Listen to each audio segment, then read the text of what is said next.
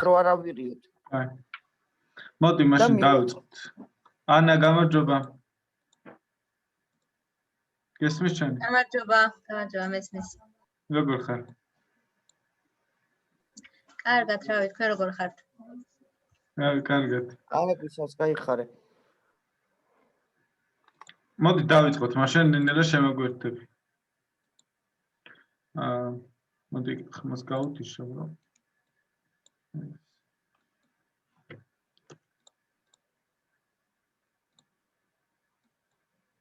ჩავიწერ. იმიტომ რომ ბავშვებს გადავგზავნი შემდეგში. მომწერა ერთმა ორმა სხვათაშორის ანი მომწერა, რომ რაღაც გამოცდები დაეწყო უნივერსიტეტში. ხო და მაგის ამბები არის და ვერ მაგითო ვერ შემოვიდნენ. კარგით. მოგესალმებით კიდევ ერთხელ. დღეს ჩვენ განვიხილავთ ამბების მოყოლის ხერხს. რატომ არის მნიშვნელოვანი საერთო ცხოვრებაში, როგორ უნდა გადმოცეს სწორად ამბავი და ამბით როგორ უნდა მოვხიბლოთ მოსამართლე თუ საჯული. საერთოდ ცხოვრებაში ისია, რომ კარგი ამბის ორატორები წარმატებული ხალხი არის. განა იმიტომ, რომ ისინი საინტერესოდ ყვებიან ისტორიებს, ან ეს ისტორიებია საინტერესო. არა მხოლოდ ეს. თავარი არის დამოკიდებულება აუდიტორიასთან. როგორ მართავ ჩვენ აუდიტორიას და აუდიტორიასთან როგორ მართავ საკუთარ თავს, სხეულის ენას, როგორ ვაგზავნით თქვენ ცნობიერულ მესიჯებს, რა უნდა გავაკეთოთ იმისათვის, რომ ჩვენ შევინარჩუნოთ სიმშვიდე და თავდაჯერებულობა, მაშინ, როდესაც ყავს მკაცრი აუდიტორია, ესეთი როგორც არის მოსამართლე, რომელიც უყურებს ყველა დეტალს, მართლმსაჯულები, რომლის მოხიბლას გვიწევს და სანამ უშუალოდ დავიწყებთ ამ ამბავს, ამ ამბის მოყოლას, მინდა რომ ეს ციტირება წაიკითხოთ წიგნიდან, ამბებს შეუძლიათ განათლება, ამაღლება, კომფორტი და ტანჯვა მათთვის, ვინც ძალიან კომფორტულად არის. მათ შეუძლიათ შექმნან საზოგადოება, მათ ასევე შეუძლიათ განდევნონ ხალხი, გაამართლონ გაუთქმელი დანაშაულებიდან გაანადგურონ სამოქალაქო საზოგადოების ყველაზე ძირითადი კონცეფცია. შენ, ანუ საკუთარი თავი. საკუთარი თავის წინააღმდეგ შეგიძლიათ გამოიყენოთ და მაშინ იყენებთ საკუთარი თავის წინააღმდეგ ამბის მოყოლას, როდესაც თქვენ საუბრობთ ამბავზე და უცბად რაღაც წამოგწევათ ამ ამბავში, რომელიც თქვენ საწინააღმდეგოდ მოქმედებს, ან თქვენი დაცვის ქვეშ ყოფის საწინააღმდეგოდ მოქმედებს. ამიტომ ჩვენ როდესაც ყვებით ამბავს, ჩვენ თავს დაუკვირდეთ, რამდენად სწორად საუბრობთ და რას საუბრობთ. საერთოდ ამბავი ეს არის ძალიან ძველი ხერხი, რომ გადმოცე ემოცია, გადმოცე სიმართლე, გადმოცე გრძნობა და ეს შეიძლება შევხვდეთ როგორც პირყოფილი საზოგადოებაში კედლებზე დაჩხაპნილი მონადირეთა ნახატები, ასევე შეგვიძლია წავიკითხოთ ძალიან საყვარელი ქართველებისათვის და არა მარტო ქართველებისათვის ვეფხისტყაოსანი, რომელიც სრულიად ისტორიას ასახავს და მე-12 საუკუნის ნაწარმოებია და ჩვენ წავკითხა ამონაიც. ნახეს უცხო მოყმე ვინმე, შთამტირალი წყლესა პირსა. შავი ცხენი სადავით აჰყვა ლომ სადავით აგმირსა. ხშირად ესხა მარგალიტი ლაგამ აბჯარ უნაგირსა, ცემსა ვარდი დაეთრილა გურსამ დუღრად ანადირსა. ჩვენ აქ ამენაზე ქართველები აღარ საუბრობთ, როგორც აქ წერია, იმიტომ ასეთი წყობა ჩვენ ქართველებს აღარ გვაქვს. მაგრამ ჩვენ შეგვიძლია კარგად დავინახოთ თუ რამხელა ემოცია ედეს ამაში, როგორ დახატა შოთა რუსთაველმა სურათი და ჩვენ როდესაც ვკითხულობთ სტრიქონებს, გადმოდის როგორც ემოცია, ჩვენ გვერდება ვიზუალური მეხსიერება და ჩვენ ამას ხედავთ გვესმის. მე მაგალითად მესმის როგორ ჩუქჩუხებს იქ წყალი, ამასთან ერთად როგორ მამაკაცურად ტირის ეს მოყმე თავის ათქოზე. ხო და ეს არის ნიჭი ამბის მოყოლისა, როდესაც თქვენ შეგიძლიათ ამბით კითხვას, აუდიტორიას თააგონოთ რაღაც ემოცია და ეს ემოცია დაამახსოვროთ. ესეთი რამ არის. ადამიანს ამახსოვრდება ის თუ როგორ აგრძნობინე მათ თავი და რა ის თუ რა გააკეთე, რა თქვი შენ. თავარი არის ემოცია. Emotion არის მოძრაობა, ენერგიის მოძრაობა. როდესაც მოძრაობთ ჩვენ მოყოლის დროს, ჩვენი სიტყვები, ჩვენი ემოციები ამბავი ცოცხლდება. საუკეთესოები ყვებიან ამბავს. რას ნიშნავს ეს? ჩვენ ხშირად შევხვედრია, ან შეიძლება მომავალში შევხვდეს ადვოკატები, ან პროკურორები, რომლებიც გამწუხრებული გამოდიან საერთოდ პროცესიდან და ამბობენ. ძალიან გამიკვირდა რა, ნაფისსაჯულებმა როგორ დაინახეს ესეთი არაზუსტი ლოგიკური ამბავი. აქო ნათლად იყო, რომ ჩემი დაცვის ქვეშ მყოფი უნდა გამართლებულიყო. არა ძალიან მიკვირს, რომ ასეთ გონების მიღმა რაღაც ეჭვს დაეყრდნენ და არ მიიღეს მოსაზრებაში ის ამბავი, რომ ესე უნდა ყოფილიყო. არა, ნახეთ, საერთოდ აქ საუკეთესო პასუხი ასეთ ადვოკატს თუ პროკურორს უთხრა არის ის, რომ შენ ვერ მოყევი იმაზე კარგი ამბავი, ვიდრე მოყვა დაცვის მხარე. რატომ ჩათვალე შენ, რომ იქ ნაფიც მსაჯულებს უნდა იცოდეს თუ რა ეჭვი უნდა მიეტანათ, რაზე უნდა დაფიქრებულიყვნენ. მოდი მოყევი ამბავი, გააცოცხლე ეს ისტორია შენ და ნაფიც მსაჯულებს აჩვენი შენი ნარატივი, შენი ვერსია. იქნებ წამოყვენ ამ აზრზე. აქ არის დიდი შეცდომები, რომ უბრალოდ ადვოკატები ეყრდნობიან იმ ინტუიციას არასწორად თუ რაც არის მოსაზრება, რომ ნაფის საჯულა და მოსამართლე ძალიან კარგად იცის, რომ ჩემი მხარე გამართლებულია და კარგი კაცია. არა, ესე არ არის. და ჩვენ ყოველთვის უნდა დავწუნოთ, რომ ჩვენი ვერსია მიდის მათ გულში და არა მარტო გულში. საერთოდ ესეა რა. სასამართლო პროცესი როცა იწყება, მანამდე უკვე მოყოლილი აქვს საკუთარი თავისთვის ეს ამბავი, ეს ისტორია. როგორ უნდა გასამართლეს ბრალდებული, იქ დაცვის მხარე ეს იქ თვითონ ბრალდებულ საკუთარ თავზე, იქ ადვოკატს. ეს ისტორია უკვე მოყოლილია, იმდენად მოყოლილია, რომ მათ ოჯახებში აქვს ეს გავლილი, ცოლთან აქვს გავლილი, შვილებთან აქვს მოყოლილი და შეიძლება ნომინაციაზე რაც კი იყოს გრემზე. ამიტომ დაუფიქრდეთ ისტორიებს და ვთქვათ, მოდი მე დავგიხატავ უკეთეს ისტორიას და შენ ამას მოეჭიდე. ზუსტად ეს ისტორიების ჭიდილი არის მდგომარეობა არაუშავს დაგვიანებისთვის, მთავარია შემოგვიერთდით, ჯობს გვიან ვიდრე არასდროს უნდა თქვამიან უცა, მოგესალმებით. გამარჯობა.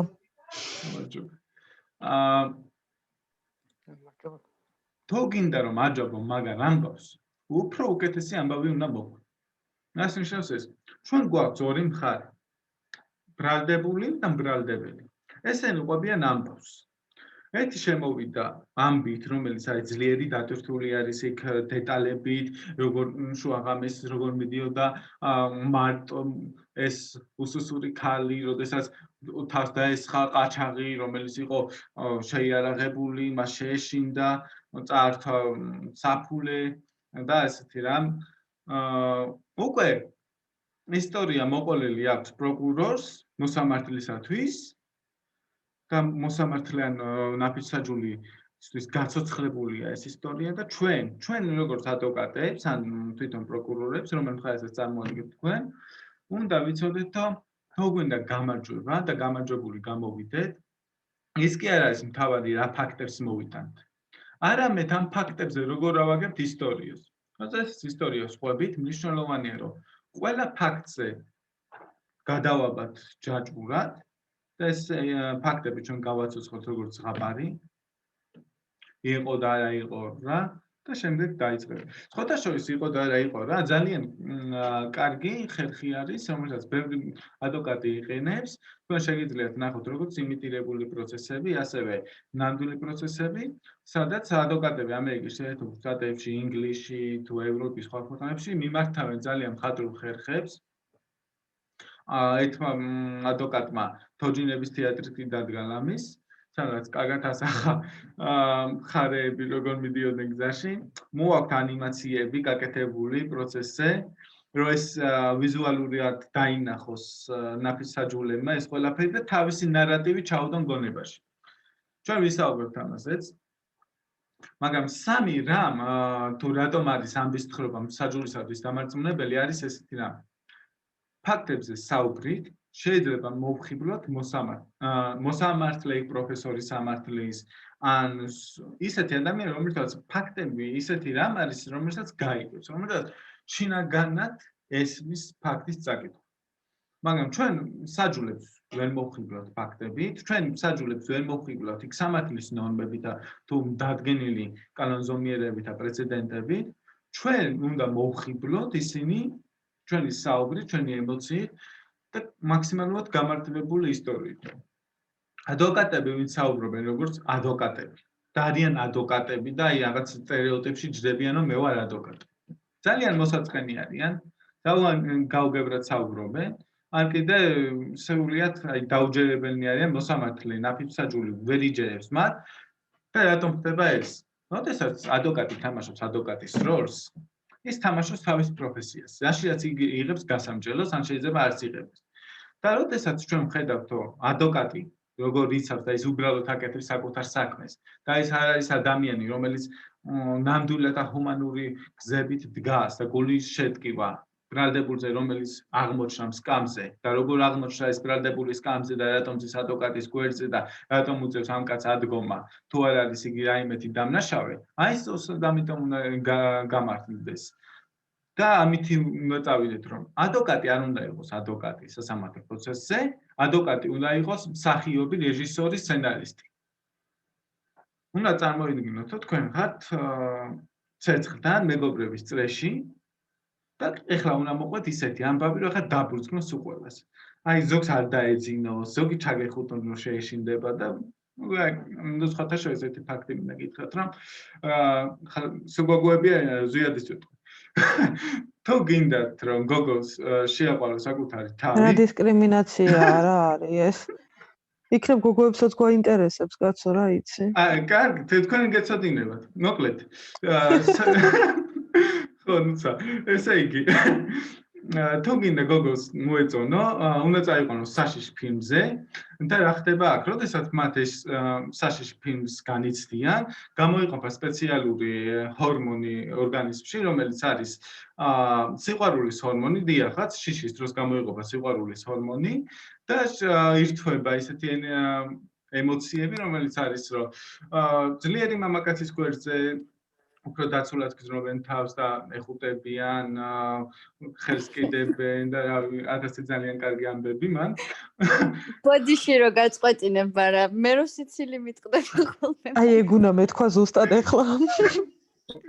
სოფისტის ფილმებზე რა ხდება? იმ შემთხვევაში რა ხდება, როცა ეს ყველაფერი ტრიალდება და ბიჭს უფრო ეშინია ვიდრე გოგოს და ბიჭი ეხუტება გოგოს. მან რა ხდება? შეიძლება მანდაც მოვიგო. მანდაც შეიძლება პრაქტიკაში არ ქონია.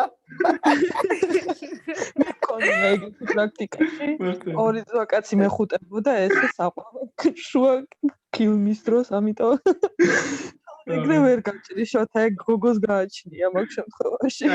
გოგოს გააჩნია. მამალი გოგო.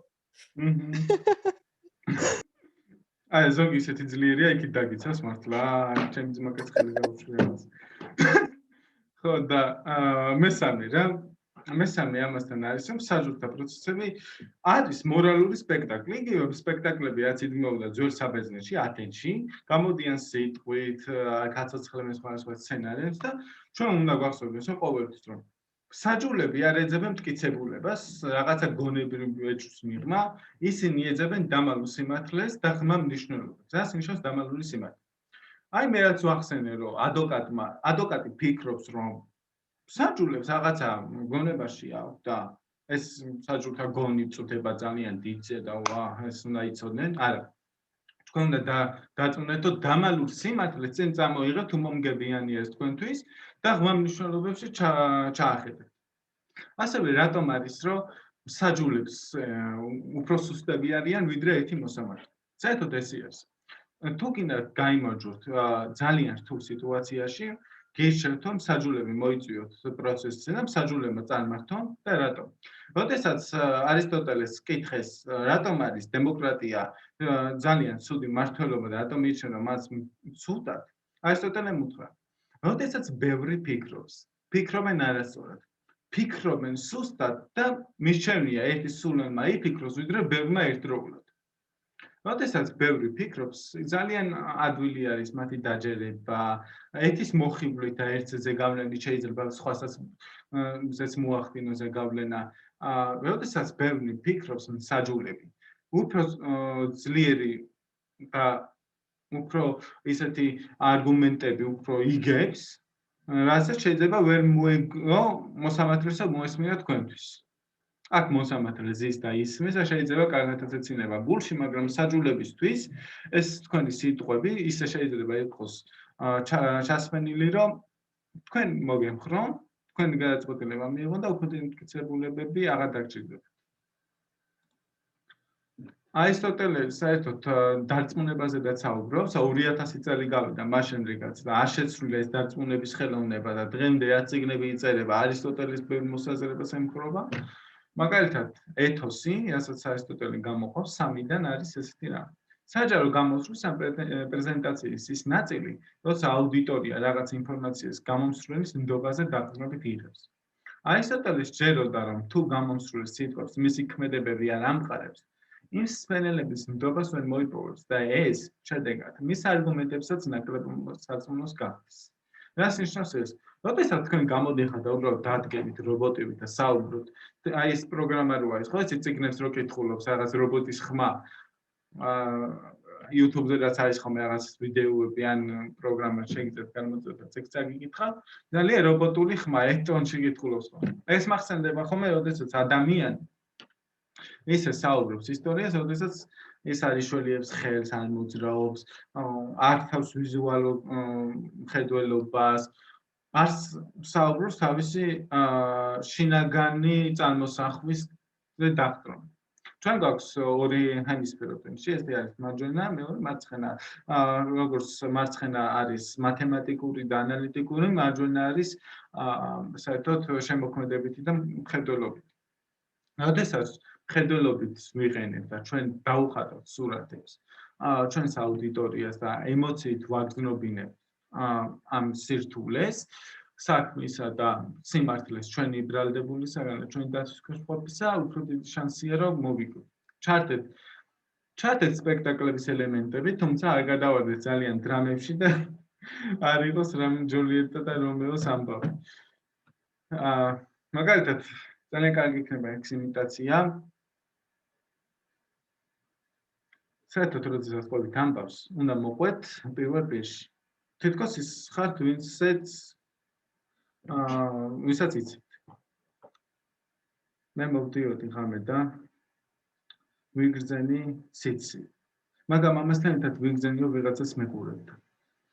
თავიდან არ მივაქცია ყურადღება და ცოტა ფეხი საუჩქარე. ვიგრძენიო სიბნელეში ლანდები მომსევდნენ უკან. და როდესაც მომიახლოვდნენ, მე ვცადე გაქცევა, გავბოდი მთელი ძალით, გავბოდი ახალგაზრდა ქალი, რომელსაც არასოდეს ურბენია თავის ცხოვრებაში, გავბოდი ქუსლებიან ფეხსაცმლით. მე ფეხი დამიცურდა და დავარდი. როდესაც დავარდი, ორი ახმახი მამაკაცი დამადგა თავს იარაღით და მათ მითხრეს, ან ფულს მივცემდი, ან ჩემს მორალურ ღირსებას შელახავდი. მე მათ ფული არ მივეცი. მათ ჩემი მორალურ შელახეს. თან შეიჭერი მქონეში მოპატიეთ. აი ნახეთ. გაუპატიურე ცოცხალიდან.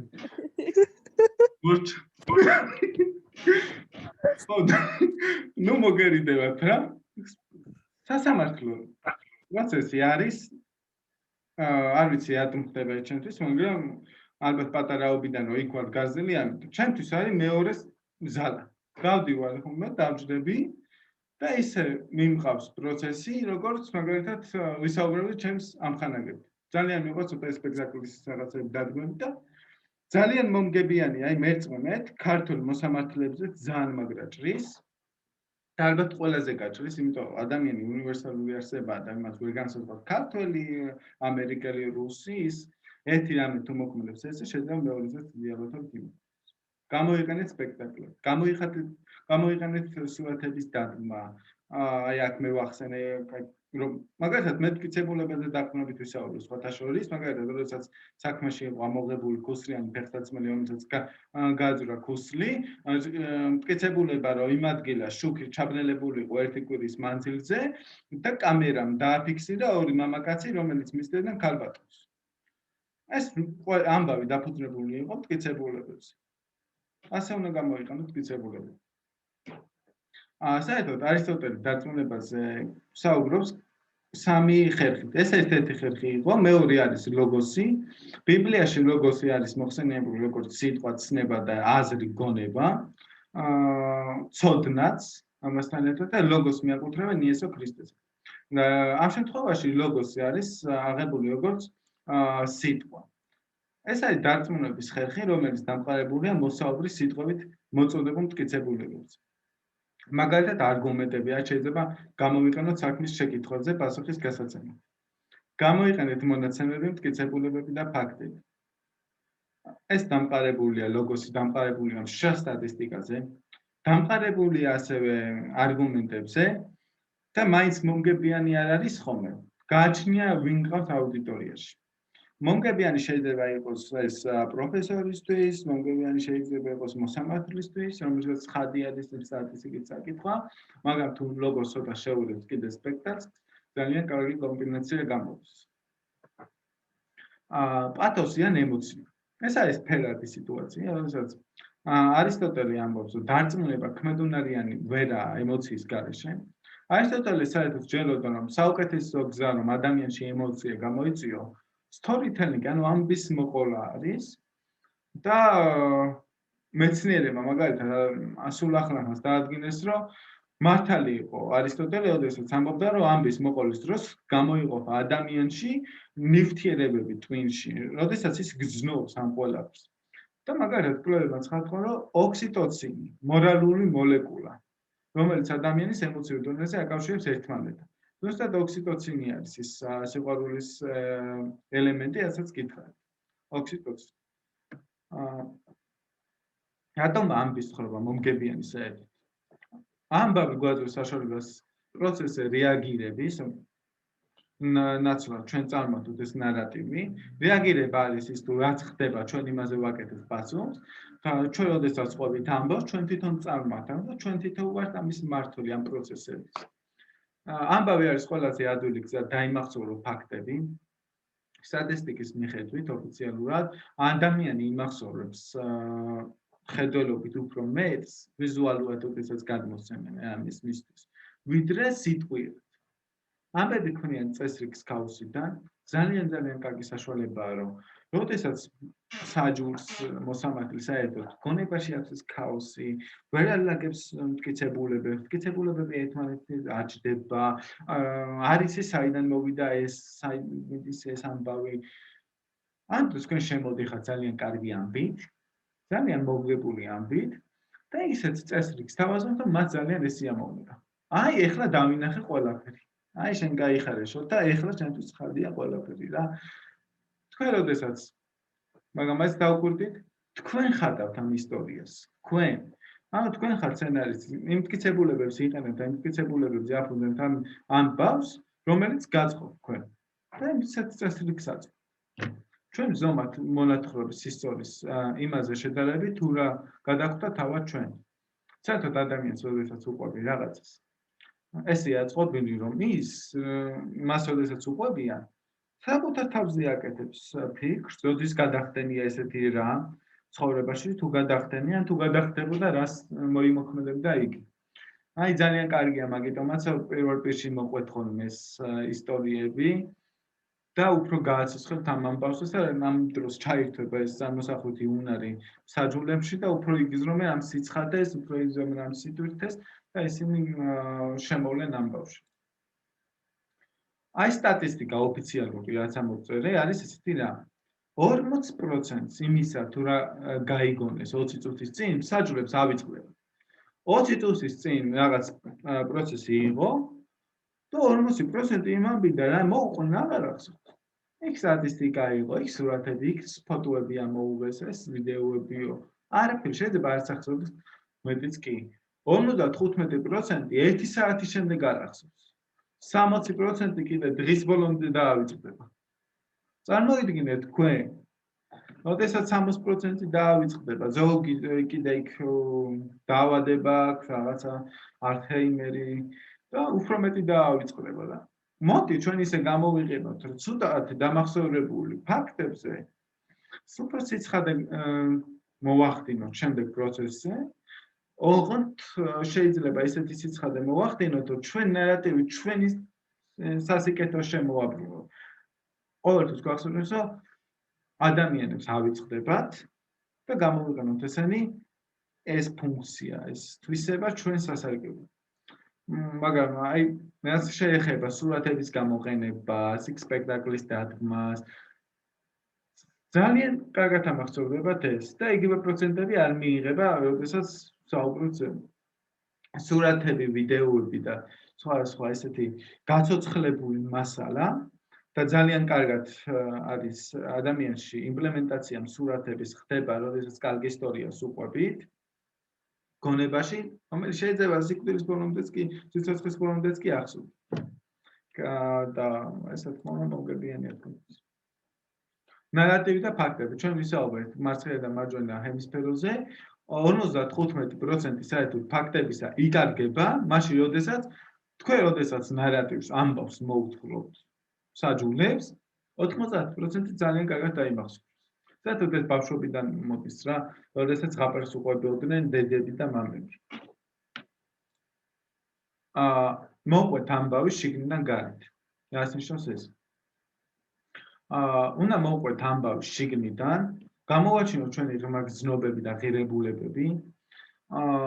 მაგალითად, როდესაც საწყალ ქალბატონს ესე მიაყენეს შეურაცხყოფა ქუჩაში მამაკაცმა, აქ ღირებულება დაიღო ამ ქალბატონის და ჩვენ თუ წარმოვაჩენთ რა ღირებულება იყო, რომ ეს იყო ოჯახის ქალი, რომელიც აი 20 წლის მანძილზე ინარჩუნებდა უბიწოებას და მამაკაცმა როგორ შეარცხვინეს და როგორ დაღუპეს და ამაზე ჩვენ ვისაუბრებთ, ძალიან კარგი და მომგებიანი იქნება, რომ ამ ღირებულება წარმოვაჩინოთ წინ. ღირებულებები ადამიანებს სხვადასხვა აქვს, მაგრამ ამ შემთხვევაში ჩვენ რასაც ვუფრთხილდებით და ჩვენთვის რაც არის კარგი და მისაღები და იმას წაგვართვემე, რა თქმა უნდა, ძალიან საწყენია და ამას ყოველ გულთან ის ქალბატონის მიიტანს, რომელიც შეიძლება საერთოდაც მეძავი არის იქ საჯული. ნუ მოგერიდებათ, ეს არ არის ისეთი რამ დაფაროთ, მით უმეტეს სასამართლო პროცესზე. ჩვენ აქ მივდივართ სამართლიანობის აღსარგებლად. ამ ტიპის შიშველი დაუცველობამ საჯულებს მოუწოდებს მოგვისმინონ ღია გონებით, გააფართოვონ ეს ცნობიერება და უფრო მეტად მნიშვნელოვნად გახსნან საკუთარი გულები და ემოციით შემოვიდნენ. იცხოვრე ამბით. რას ნიშნავს ეს? ამბავი ძალიან კარგად შეიძლება მოიფიქრო სასამართლო პროცესში შესვლის წინ 1 წუთით ადრე, მაგრამ ძალიან კარგად ვერ გადმოსცემთ მას. ამიტომ ძალიან კარგია, რომ მთხრობელმა ეს ისტორია შეთხზას, დაალაგოს პროცესის დაწყებიდან 1 კვირის წინ, 2 კვირის წინ, მოუყვეს მეუღლეს, მოუყვეს შვილებს, მეგობრებს, რომელიც საერთოდ შეიძლება არც იყვნენ იურისტები და თუ არ არიან იურისტები და თქვენ მათ ისტორიას მოუყვებით და ისინი გულთან მეიტანენ, უკვე მოგებული გაქვს აქ. კარგი ისტორია არ იქმნება წუთებში, მთხრობელს სჭირდება დრო დაამყაროს ემოციური კავშირი ამ ისტორიასთან, ამ ამბავსთან. და მოდი ვიცხოვროთ ამ ამბავთან და გავაცოცხლოთ ის ჩვენში, რა უფრო შევისწრებს სიცხოვრს. ასევე რამდენიმე სემინარის წინაც ვისაუბრე მეტაფორებზე და ანალოგიების გამოყენებაზე, როდესაც თქვი, რომ მატარებლის ანალოგია გამოვიყენე, როდესაც თქვენ მეტაბოლიზმი ნელდება ისევე როგორც მატარებელი ორთქმავალი, რომელსაც მოიხმარს საწვავს, ან ნახშირი არ იწვება ამ დროს. ასევე ძალიან კარგია, რომ ეს მეტაფორას და ანალოგიები გამოვიყენოთ ჩვენ საუბრებში. მაგალითად, არისტოტელეს სჯეროდა, რომ მეტაფორები ენის ვერბალური სილამაზეს აძლევს. მეტაფორების ოსტატად ყოფნა კი დიდებული მოვლენაა. როცა მეტაფორას ანალოგიას იყენებენ და იდეას რაღაც ისეც ადარებენ, რაც აუდიტორიისთვის ნაცნობია, ეს ნათელს ფენს ჩვენს იდეას. რაღაც აბსტრაქტულიდან კონკრეტული გამოცდილებად გადაქმნის. თქვენ როდესაც წარმოაჩენთ იქ ფაქტებს, რამდენია სტატისტიკური ანალიზი, წარმოადგენთ მტკიცებულებას, რომ იქ შუქი არ იყო, ბატონო აქ წერია მაგალითად. ეს არაფერი არ არის.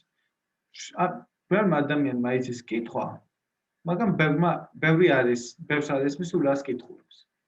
საერთოდ ძალიან კარგი იქნება, რომ ჩვენ გამოვიყენოთ ისეთი მეტაფორები, როდესაც იქნება გასაგები ყველასთვის და არა მხოლოდ რაღაც სპეციფიკური დარგის წარმომადგენელისათვის, ამ შემთხვევაში უფრო მომგებიანია ჩვენი არგუმენტიც.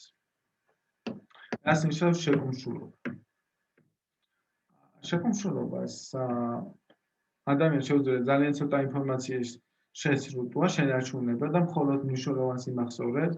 მაგალითად, თქვენ შეიძლება ეს ამბავი მოყვეთ, ამბავი გარდაიქმნება ისტორიად, მაგრამ ამბავი თუ სრულად არ მოყევით და შეგაწყვეტინეთ, ადამიანი თავის წარმოსახვაში ქვეცნობიერულად ინახავს ამ დაუსრულებელ ამბავს და შეიძლება სხვანაირად მიიღოს შემდეგ ეს ამბავი და სხვანაირად გადაქმნას თავის გონებაში და ასევე შესაძლებელია, რომ არასწორი მეხსიერებაც კი ჩამოყალიბდეს. არ ვიცი, ბევრ ადამიანს გამოუცია, რომ შეიძლება ახსოვდეს ისეთი რამ, რაც არ არის ნამდვილი. იგივე არის fake memory. რაღაც გახსოვს ცხოვრებაში, რაღაც ამბავი ან ფაქტი თითქოს, შემდეგ გადამოწმეთ და ესე არ არის. რატომ ხდება ეს? ესე არის მანდელას ეფექტი, ასაც ცდახენ ბევრი შეთქმულების თეორია არსებობს ამასთან ერთად, მაგრამ სინამდვილეში ტვინი იმახსოვრებს რაღაც ინფორმაციას თავისებურად, როდესაც ასრულებს ის ავტომატურად გაწყვეტილ ისტორიას და აღადგენს მას, გამთლიანებს და ეს გამთლიანების დროს იქმნება სხვადასხვა ნარატივი და განსხვავება. შეკუმშულობა ძალიან კარგია, ჩვენ ძალიან მცირე ხანში ძალიან ბევრ ინფორმაციასაც არ ვაწვდით მნიშვნელოვან ინფორმაციას მხოლოდ და როცა საქმე დარწმუნებას ეხება, რაც უფრო ცოტა ინფორმაცია, მით უფრო მოქმედია და მით უფრო ეს ეფექტურია და ზეგავლენას ახდენს. თვალების კონტაქტი. ეს თვალები არ შეგაშინოთ. გამყარა თვალების კონტაქტი ეთრულად მხოლოდ ერთ საჯულთან. ეს იბნევიან ხოლმე ეს ადვოკატები, როდესაც საჯულებთან აქვს შეხება, ისინი ცდილობენ, რომ ყველა საჯულს ერთად უყურონ. ეს წარმოუდგენელია. ნახეთ რა ხდება. საერთოდ საუკეთესო არის, 6 წამის მეთოდი, მაინც შევინარჩუნოთ მინიმუმ ადამიანთა თვალებში, ეს ყურებისას. და როდესაც ჩვენ სრულ ემოციას მიმართავთ ერთ საჯულთან,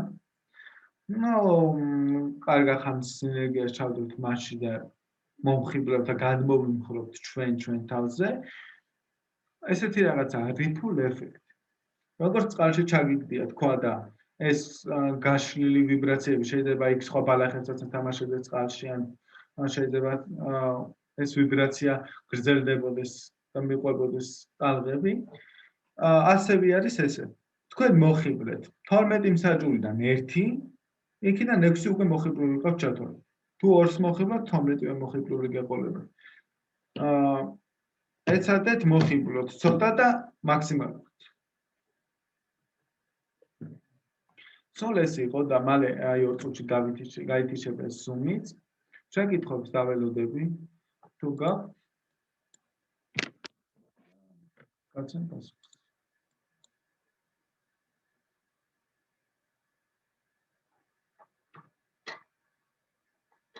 გესმით ხო? ისმის კეიშა. შეკითხვა არ აქვს თქო. არა. ძალიან კარგი მაშინ. წარმატებას გისურვებთ და მშვიდობიან ღამეს. მადლობა. გაგჩვენეს. გაგაცნობთ.